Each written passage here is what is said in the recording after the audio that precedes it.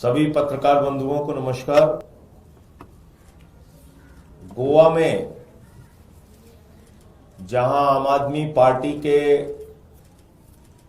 हमारे 2 विधायक और पार्टी का संगठन लगातार एक मजबूत विपक्ष की भूमिका निभा रहा है, जनता के मुद्दों को उठा रहा है। गोवा जो आज बेरोजगारी की मार से परेशान है, गोवा जहां आज नौजवान रोजगार के लिए दर दर की ठोकरें खा रहा है, वहां पर भारतीय जनता पार्टी की सरकार ने पिछले 10 वर्षों में किस तरह से नौकरी देने के नाम पे भ्रष्टाचार किया है,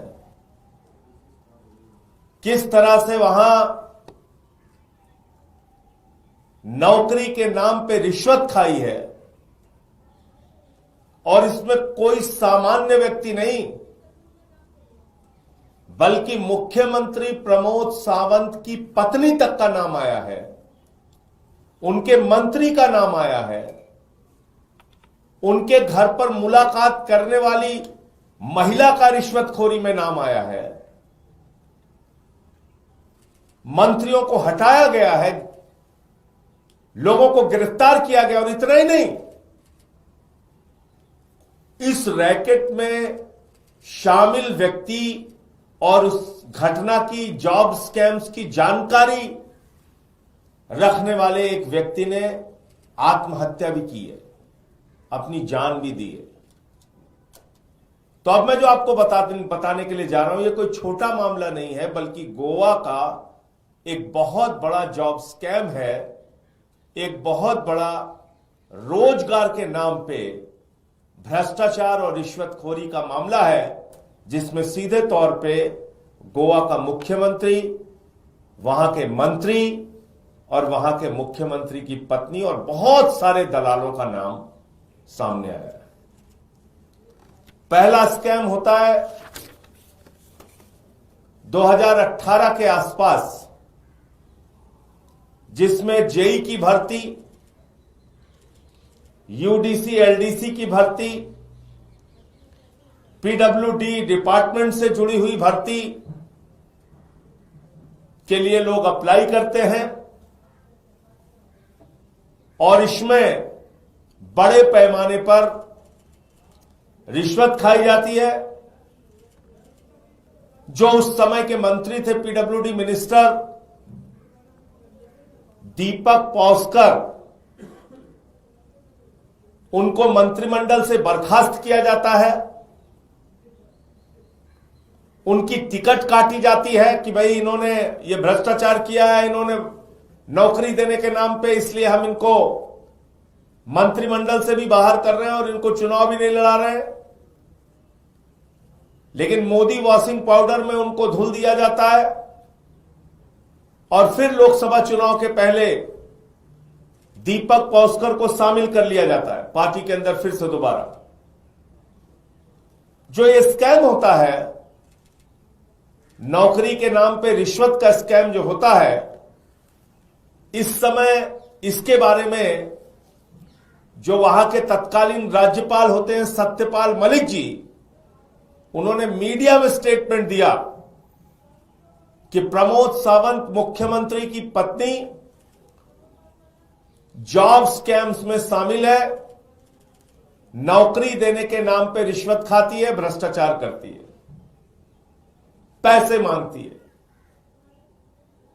प्रमोद सावंत ने दोबारा मुख्यमंत्री बनने के बाद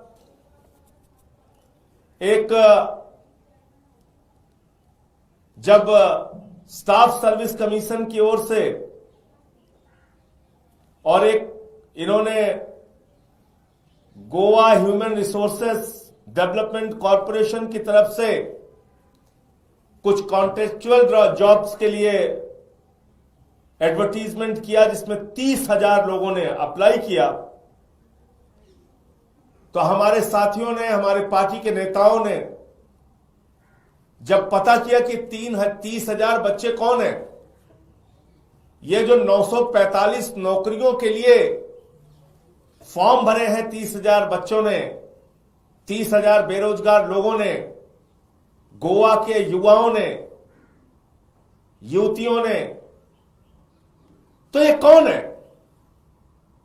तो आपको जान के हैरानी होगी कि 30 में से 6,000 फॉर्म का पता ही नहीं है। यह देश और दुनिया का एक अद्भुत स्कैम है जिसमें नौकरी के लिए अप्लाई करने वाले लड़के कौन हैं, लड़कियां कौन हैं, फॉर्म किसने भरा, उन फॉर्म्स का ही पता नहीं है। सीरियल नंबर 1 से लेकर 6,000 तक फॉर्म का पता ही नहीं। इसका मतलब ये 945 नौकरियां पहले से बिक चुकी हैं, इनके नाम पे रिश्वत खाई जा चुकी है, उन्हीं लोगों के नाम चढ़ा के नौकरियां देनी है। इसी बीच एक और मामला आया, बहुत ही गंभीर और संगीन मामला। यह मामला था एक महिला है पूजा नायक, वो इस पूरे जॉब स्कैम में, इस पूरे नौकरियों के घोटाले में, नौकरी के नाम पे रिश्वत वाले घोटाले में उसकी एक भूमिका आई रिश्वत खाने और खिलाने की। वो मुख्यमंत्री से मुलाकात करती है, इसके रिकॉर्ड है, जानकारी है सबको। और उसके बाद वो रिश्वतखोरी के आरोप में गिरफ्तार हो जाती है हफ्ते भर बाद। और जब 1 सप्ताह के बाद गिरफ्तार हो जाती है तब मुख्यमंत्री को लगता है तो छुप नहीं सकता मामला। तो मुख्यमंत्री महोदय कहते हैं, हां ये महिला मुझसे मिली तो थी लेकिन मुझे रिश्वत देने की कोशिश कर रही थी। अरे तुम राज्य के मुख्यमंत्री हो कि घास छीलने का काम करते हो? एक महिला तुम्हारे पास आई, उसने रिश्वत देने की कोशिश की, उसकी अरेस्ट 1 हफ्ते बाद क्यों हो रही है? तुरंत उसकी गिरफ्तारी क्यों नहीं हुई? इसका मतलब नौकरी देने के नाम पे रिश्वत खाने के मामले में गोवा का मुख्यमंत्री और उसका पूरा का पूरा परिवार शामिल है। अंत में 2-3 बिंदु और बता के मैं अपनी बात को खत्म करूंगा। गोवा का जो वाटर रिसोर्सेज डिपार्टमेंट है, वाटर रिसोर्सेज डिपार्टमेंट के जेई ने एक वीडियो बनाया और इस पूरे घोटाले का, भ्रष्टाचार का, किस तरह से नौकरी के नाम पे रिश्वत खाई जा रही है, भ्रष्टाचार किया जा रहा है, उसका खुलासा किया। और इसमें एक और महिला का नाम आता है, दीपा श्री। ये सतारकर एक व्यक्ति है जो पूजा नायक के मामले में जिससे पूछताछ हुई, वो सुसाइड करता है। ये पुलिस का क्लेम है। इतना सब कुछ घोटाला सामने आने के बावजूद इसमें श्रुति नाम की एक युवा महिला मोर्चा की पदाधिकारी गिरफ्तार हुई। इसमें पराग रायकर नाम के ओबीसी मोर्चे के चेयरमैन की गिरफ्तारी हुई। इसमें मुख्यमंत्री की पत्नी का नाम आया और यह पूरा घोटाला एक एमएलए के ऑडियो से खुला। जो एमएलए पैसे के लेन देन की बात कर रहा है, और उसके बाद ताज्जुब की बात यह है, आश्चर्यजनक बात यह है, बीजेपी के पदाधिकारियों का नाम आ गया, मुख्यमंत्री की पत्नी का नाम आ गया, मुख्यमंत्री जिससे मिलता है उस लड़की का नाम आ गया, एमएलए का नाम आ गया, सब कुछ हो गया। और 2014 से लेकर अब तक जॉब्स के नाम पे स्कैम चल रहा है। बावजूद इसके गोवा की पुलिस कह रही है इसमें कोई नेता, कोई पॉलिटिशियंस इन्वॉल्व नहीं है। यह अपने आप में कितनी हास्यास्पद बात है। इसलिए मैं दिल्ली की धरती से गोवा के युवकों को कहना चाहता हूं, गोवा की जनता को कहना चाहता हूं, आम आदमी पार्टी वो पार्टी है जो नौकरियां देने में यकीन रखती है। हमने दिल्ली में भी रोजगार दिया, हमने पंजाब में पक्की सरकारी नौकरियां दी, बहुत सारे लोग जो रेगुलराइज नहीं हुए थे उनको रेगुलराइज किया, और गोवा के अंदर जहां जॉब्स के नाम पे भ्रष्टाचार हो रहा है वहां भी आम आदमी पार्टी आपके मुद्दों को उठा रही है। देश की पार्लियामेंट में भी जैसे मौका लगेगा, देश के सदन में भी इस मुद्दे को मैं उठाऊंगा। लेकिन तस्वीर बिल्कुल साफ है, एक तरफ भारतीय जनता पार्टी है जो नौकरी के नाम पर रिश्वत खाने का काम कर रही है, एक तरफ आम आदमी पार्टी है जो लोगों को नौकरियां देने का काम कर रही है। गोवा की जनता को हमारी पार्टी के साथ, हमारे विधायकों के साथ कंधे से कंधा मिला के काम करना चाहिए, और इस पूरे मामले को हम लोग उजागर करेंगे सदन से लेकर सड़क तक, और इसकी लंबी लड़ाई लड़ने का काम करेंगे। हमारे बीच में अमित जी और वेन जी दोनों अपनी बात रखेंगे। पहले मैं अमित से चाहूंगा कि वो अपनी बात रखें। नमस्कार। जैसे संजय जी ने कहा, गोवा का सबसे बड़ा scam of the century, Bharatiya Janata party की गोवा की सरकार जो है पिछले 12 साल 2012 से अब तक इतने सारे स्कैम कर चुकी है।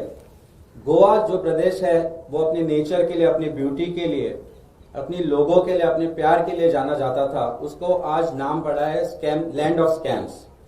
भारतीय जनता पार्टी की जो सरकार गोवा में अभी चल रही है, माइनिंग स्कैम से लेके स्मार्ट सिटी स्कैम, कोई भी ऐसा स्कैम नहीं है जो उन्होंने करने से कमी रखी है।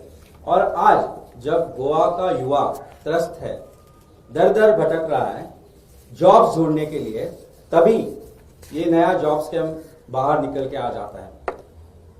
हम 8 महीने से करें कि जब चीफ मिनिस्टर हमारे गोवा की सरकार कहती है कि गोवा पब्लिक सर्विस कमीशन के थ्रू जो जॉब्स निकलते हैं उनमें गोवा के युवाओं को एग्जाम्स देने में कोई इंटरेस्ट नहीं है, तो हमने कहा था कि उनको इंटरेस्ट नहीं है क्योंकि जॉब्स बेचे जाते हैं।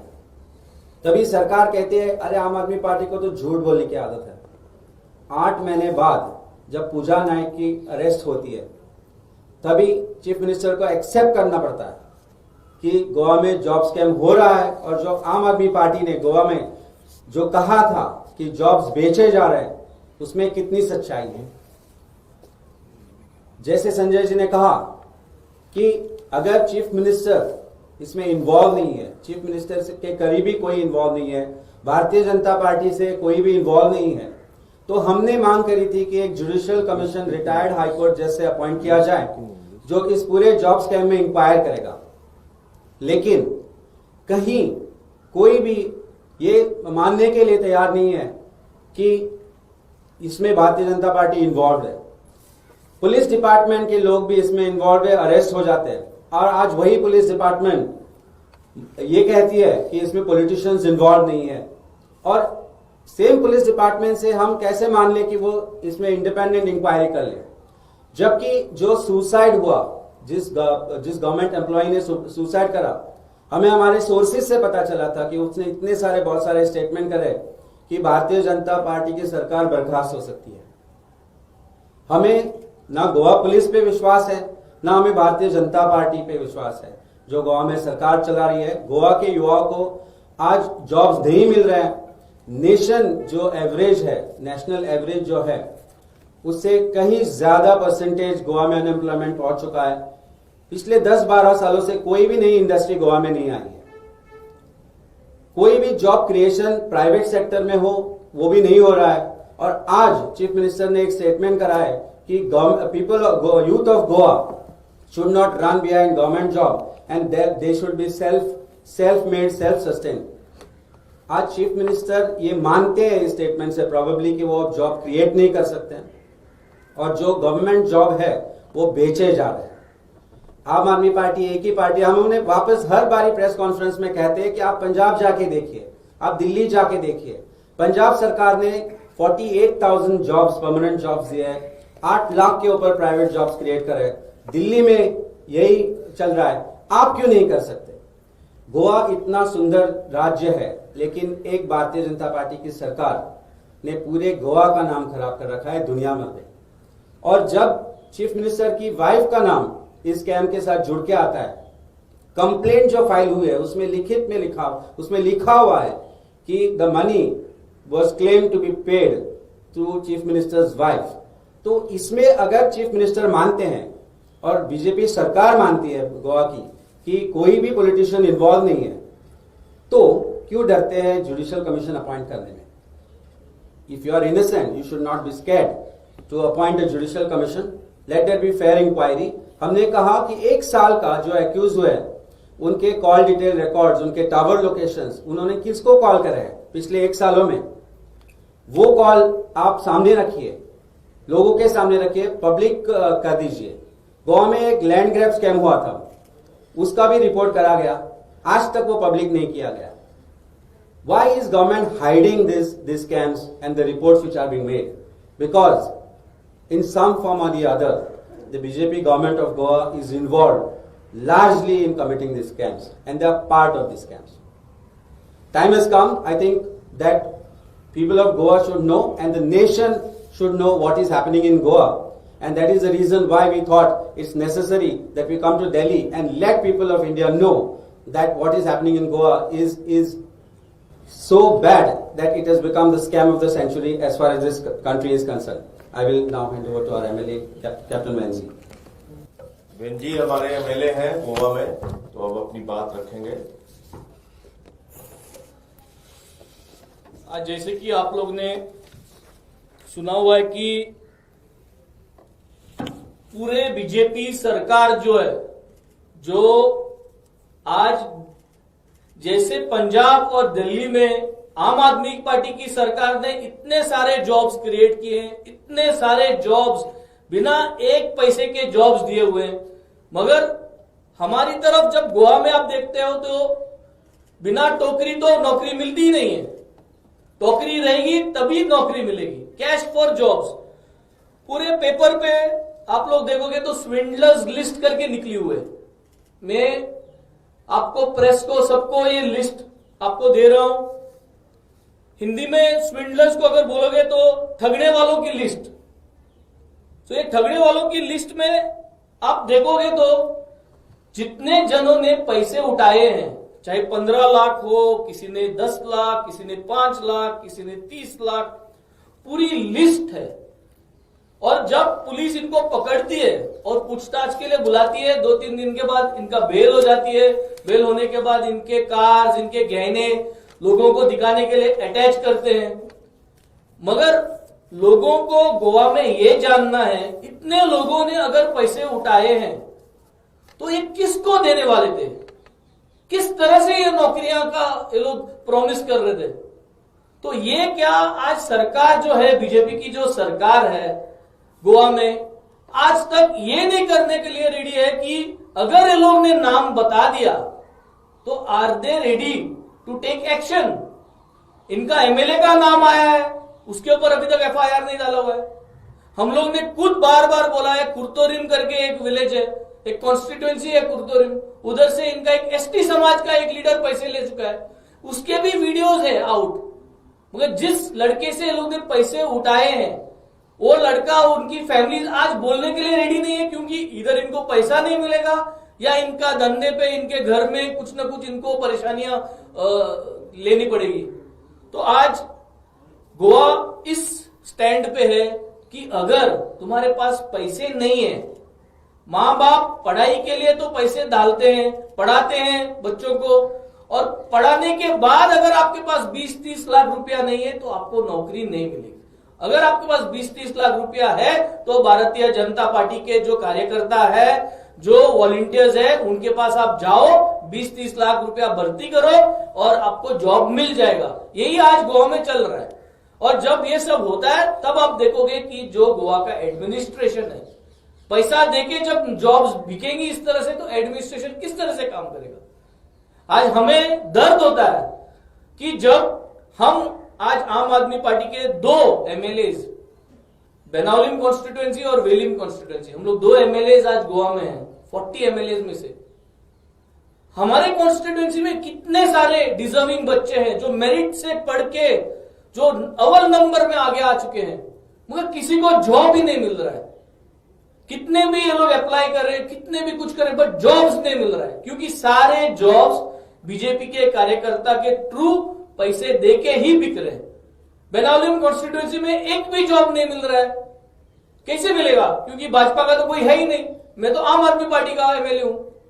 तो आज पूरे देश में आज जानने की जरूरत है कि गोवा में जो ये हो रहा है, ये जो सरकार जो ये कर रहा है, सरकार के जो सारे मिनिस्टर्स कर रहे हैं, ये सारे लोग अपने अपने पोर्टफोलियोज भेज रहे हैं सारे के ऊपर। और अभी एक नया चीज आई है कि स्टाफ कमीशन भी पूरा सेटिंग है।